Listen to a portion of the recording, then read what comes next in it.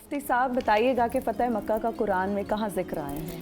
بسم اللہ الرحمن الرحیم۔ کروڑوں درود و سلام حضرت محمد صلی اللہ علیہ وآلہ وسلم پر اور آپ کی آل پاک پر۔ دیکھیں، جو نبی ہوتا ہے اس کا جو ایمان ہے وہ عین الیقین اور حق الیقین کی سطح کا ہوتا ہے، اور نبی کے جو فیصلے ہوتے ہیں وہ تردد اور تشکیک سے پاک ہوتے ہیں۔ یعنی کائنات عالم میں جتنے فیصلے نبی کرتا ہے وہ من جانب اللہ ہوتے ہیں، اس میں ٹوٹل جو دخل ہوتا ہے وہ وحی کا ہوتا ہے، اور وہ ایک ذرہ برابر بھی نبی غلطی نہیں کرتا، اور نبی کو اللہ کریم آگے کے حالات سے بھی آگاہ کر دیتا ہے۔ اور جو فتح مکہ ہے اس کی آگاہی اللہ کریم نے صلح حدیبیہ کے بعد ہی عطا فرما دی تھی۔ جب صلح کر کے واپس جا رہے تھے اور لوگ پریشان تھے تو اللہ کریم نے، جو قاری صاحب نے آیات تلاوت کی ہیں، انا فتحنا لک فتحا مبینا، یہ آیات نازل کی تو رسول اللہ صلی اللہ علیہ وسلم نے ان آیات کے نازل ہونے کے بعد ارشاد فرمایا کہ جو آیتیں مجھ پر اللہ نے نازل کی ہیں کائنات کی ہر چیز سے زیادہ مجھے یہ محبوب ہیں۔ اور پھر اس کا انداز بھی اتنا خوبصورت تھا، انا پہلے جو ہے وہ تاکید کا جو ہے نا وہ لفظ استعمال کیا اللہ نے، اس کے بعد لکا کا لفظ استعمال کیا کہ محبوب ہم جو تمہیں فتح عطا کریں گے نا وہ تمہاری وجہ سے عطا کریں گے، وہ تمہیں خوش کرنے کے لیے عطا کریں گے، وہ تمہاری عزت اور عظمت کے لیے عطا کریں گے، نہ کہ کسی اور غرض سے یہ فتح عطا کی جائے گی۔ اس کے بعد پھر سورہ نصر بھی فتح مکہ سے پہلے اللہ کریم نے نازل فرمائی، اذا جاء نصر اللہ والفتح، اللہ کریم نے فرمایا کہ محبوب ان قریب جو ہے وہ فتح بھی عطا کی جائے گی، نصرت بھی عطا کی جائے گی، اور پھر تم دیکھو گے وَرَأَيْتَ النَّاسَ يَدْخُلُونَ فِي دِينِ اللَّهِ أَفْوَاجًا۔ اب یہ فتح مکہ کے منظر کو اللہ بیان کر رہا ہے۔ فتح جب تمہیں مل جائے گی تو پھر جوک در جوک، فوج در فوج لوگ دین میں داخل ہوں گے۔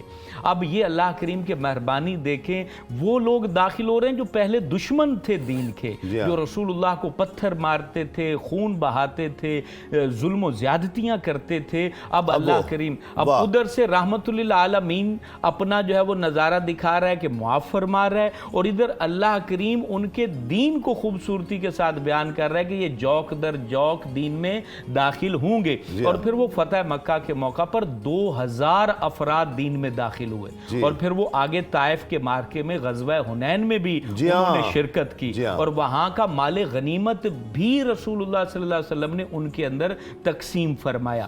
تو مقصد ان کا دین میں داخل ہونا تو قرآن نے بیان کیا ہے، دین سے نکل جانے کو اللہ نے کہیں بھی بیان نہیں کیا ہے۔ اچھا، جب اتنی فتح عطا کر دی جائے، اتنی خوبصورتی سے تمہیں جو ہے وہ تاج مل جائے، تو فرمایا فسبح بحمد ربک واستغفر، تو پھر اللہ کی تسبیح بیان کرنا، پھر استغفار کرنا، اللہ کے حمد بیان کرنا، انہ کان توابا، کیونکہ وہ توبہ قبول فرمانے والا ہے۔ تو یہ قرآن مجید نے اتنے حسین انداز میں حضور پاک کو ملنے والی فتوحات کو بیان فرمایا، جن کو مومن جب جب پڑھتا ہے اس کا دل خوش ہوتا ہے۔ قبلہ، اس کا فتح مکہ کا امپیکٹ کتنا بڑا تھا اقوام عالم پر، کیونکہ پیغام بھی گیا تھا امن کا، سلامتی کا، یہ ہم صبح ڈسکس کر بھی چکے ہیں، امپیکٹ کیا تھا اس کے بعد؟ دیکھیے، رسول اللہ صلی اللہ علیہ وسلم یعنی فتح مکہ سے جب آپ واپس تشریف لائے، پہلے تو یہ ہے کہ اگر قرآن سے ہی اس بات کو ہم دیکھیں تو قرآن خود ہی بتاتا ہے کہ یہ امپیکٹ کتنا بڑا تھا۔ یعنی مثال کے طور پر مفتی صاحب نے سورۃ الفتح کی پہلی آیت کو پڑھا، اِنَّا فَتَحْنَا لَكَ فَتَحًا مُبِينًا، آگے اللہ تعالیٰ نے فرمایا لِيَغْفِرَ لَكَ اللَّهُ مَا تَقَدَّمَ مِن ذَنبِكَ وَمَا تَأَخَّرَ۔ اب یہ جو الفاظ ہیں نا، یہ در حقیقت اس حقیقت کی طرف اور اس بات کی طرف اشارہ کر رہے ہیں کہ اللہ پاک نے رسول اللہ صلی اللہ علیہ وسلم کی طرف ماضی میں جو تہمتیں، الزام منسوب کیے گئے، جو عیب منسوب کیے گئے، اور جو قیامت تک کیے جائیں گے، تو قرآن کہتا ہے کہ آپ کی اے میرے نبی ہم نے حفاظت کر دی ہے۔ یعنی کہ ان الزامات کا، تہمتوں کا، اور ان عیبوں کا، ان گستاخیوں کا، ان اہانتوں کا آپ کے مشن پر، آپ کی ذات اقدس پر کوئی اثر نہیں پڑنے والا۔ اللہ کیوں؟ اس لیے کہ اللہ سبحانہ و تعالیٰ نے جہاں اپنے ذکر کو جاری کیا وہاں پر آپ کے ذکر کو بھی ساتھ جاری کیا۔ سبحان اللہ۔ اب قرآن پاک پورا پڑھ کر ہم دیکھ لیتے ہیں کہ ورفعنا لک ذکرک، آپ دیکھیے جی ہاں، اب اس وقت بھی دنیا میں یعنی 24 گھنٹوں میں کوئی ایک لمحہ بھی ایسا نہیں گزرتا جس میں رسول اللہ کا ذکر نہ ہوتا ہو، واہ واہ واہ، اذان نہ ہوتی ہو، اقامت نہ ہوتی ہو، سبحان قرآن اللہ، کی تلاوت نہ ہوتی ہو، سبحان اور اللہ، درود پاک نہ پڑھا جا رہا ہو۔ یعنی آپ دیکھ لیجئے کہ دنیا کا اگر مطالعہ کریں، اس پر علماء نے اور ہمارے بڑے یعنی ماہرین نے بڑی اس پر گفتگو کی اور بڑا کچھ لکھا ہے اس میں کہ اللہ تعالیٰ نے اس طرح رسول اللہ صلی اللہ علیہ وسلم کا ذکر اس کائنات میں جاری کیا ہے۔ صرف انسان نہیں بلکہ ملائکہ، جن، یہ سب رسول اللہ صلی اللہ علیہ وسلم کی تعریف اور توصیف میں یہ مصروف رہتے ہیں۔ ٹھیک، تو ایک تو امپیکٹ آپ یہ دیکھیے، خود قرآن اس کو بیان کرتا ہے کہ بھئی اے نبی صلی اللہ علیہ وسلم،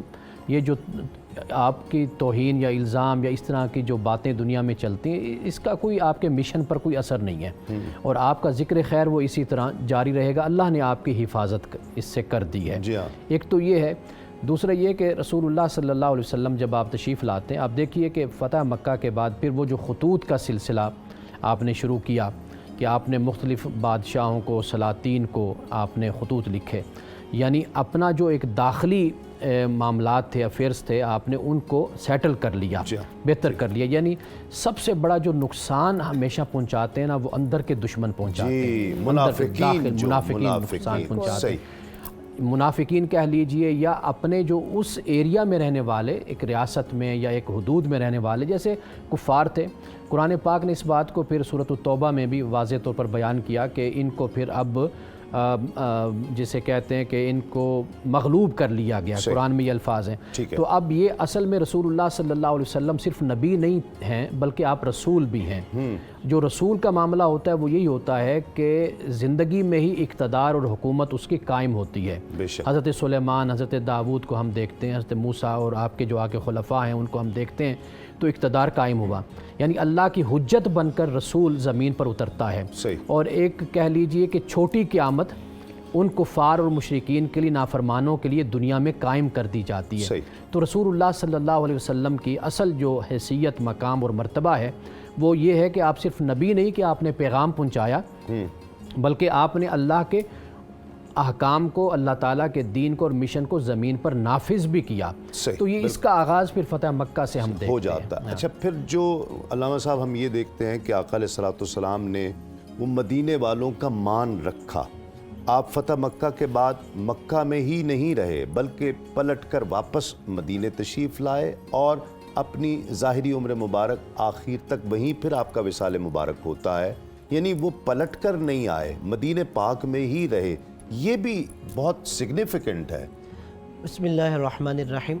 دیکھیے، جو انصار نے قربانیاں دی تھی رسول اللہ صلی اللہ علیہ وآلہ وسلم کے ساتھ عہد و پیمان کیا تھا، وہ انصار نے آخری وقت تک اسے نبھایا تھا۔ جی ہاں، اور یہی وجہ ہے کہ رسول اللہ فتح مکہ کے بعد وہاں پر مستقل، اگرچہ کہ وہاں قیام کے لیے اصرار کیا گیا بعض افراد کی طرف سے، مگر رسول اللہ صلی اللہ علیہ وسلم جانتے تھے کہ نہیں، جو میں نے انصار کے ساتھ میری طرف سے بھی عہد و پیمان ہے کہ اس میں کوئی ان کی حق تلفی نہیں ہونی چاہیے۔ وہ یہ نہ سمجھے کہ جب اپنے شہر والوں نے نکال دیا ہم نے پناہ دی، اب جب وہیں پہ کیونکہ ہجرت کے موقع پر یہ بات سامنے آئی تھی کہ ایسا نہ ہو کہ وہ مکے میں آپ واپس قبولیت ہو جائے تو آپ پھر ہمیں چھوڑ کر چلے جائیں۔ بالکل ایسا ہی ہے۔ تو اسی وجہ سے عہد ہوا تھا، وہی رسول اللہ کی طرف سے بھی اس عہد و پیمان کو پورا کیا گیا، اور یہی وجہ ہے کہ رسول اللہ ان کے ساتھ واپس آئے تھے۔ اب یہاں پہ میں ایک جملہ کہہ دیتا ہوں، جیسے آپ نے بہت خوبصورت اشارہ کیا کہ منافقین زیادہ نقصان پہنچاتے ہیں، اس میں یہ ہے کہ فتح مکہ کے بعد پہلا مارکہ جنگ حنین میں ہوا۔ وہ جو کچھ طلقات تھے، محدث دہلوی صاحب نے وہاں نام لکھے، میں نہیں نام لیتا کہیں توہین نہ کسی کی ہو جائے، کہ اس شخص نے کہا کہ آج محمد کا جادو نہیں چلا۔ استغفر اللہ۔ فتح مکہ ہوا، وہاں پر جیسے دین میں داخل ہوئے، اور حنین میں جا کے یہی جملے ملتے ہیں کہ جب وہاں پہ مسلمان ایک دفعہ میدان سے پیچھے ہٹے کہ آج لگتا ہے محمد کا جادو نہیں ہٹا۔ اب اس حوالے سے مفتی مکہ ابن حجر مکی نے بہت خوبصورت جملہ لکھا ہے الصواعق المحرقہ میں۔ وہ کہتے ہیں کیسے پتہ چلتا تھا منافق کون ہے، چونکہ یہ تو کہنا کہ سب سے زیادہ نقصان منافقوں نے پہنچایا ہے، مگر پتہ کیسے چلے منافق کون ہے؟ وہ تو ظاہر بات چھپایا ہوتا ہے، اور اس میں رسول نے نام نہیں لیے रसूल ने सिफात और निशानियां बयान की हैं ठीक। कि उन निशानियों को देखो किसके अंदर है। अगरचे एक रिवायत है जनाब हुज़ैफा यमानी को मुनाफिकों के नाम भी बताए जी थे हाँ। और कई अफराद मिलते भी हैं जो उनसे बाज़ औक़ात इसरार करते भी थे कि हमारा नाम है या नहीं। तो वो निशानियों में से एक सही मुस्लिम जो बाबुल ईमान है उसके अंदर हदीस मौजूद है कि रसूल ने फरमाया या अली ला युहिब्बुका इल्ला मुमिन वला युबग़िज़ुका इल्ला मुनाफिक। ए अली जो तुझसे मोहब्बत करेगा वो मोमिन है, जिस दिल में तेरा बुग़्ज़ है वो मुनाफिक है। और अमीर हजर मक्की मुफ्ती मक्का ने भी यही जुमला लिखा कि सहाबा किराम रिज़वानुल्लाह तआला अलैहिम जो है वो जब किसी मुनाफिक को पहचानना चाहते थे तो हजरत अली अलैहिस्सलाम का जिक्र छेड़ देते थे। सुभान अल्लाह। अगर तो हजरत अली अलैहिस्सलाम का जिक्र सुन के उनका चेहरा खिल जाता था तो वो मोमिन होता था, लेकिन अगर उनका चेहरे पे तेवरियां या परेशानी आ जाती थी तो पता चलता था कि ये मुनाफिक है।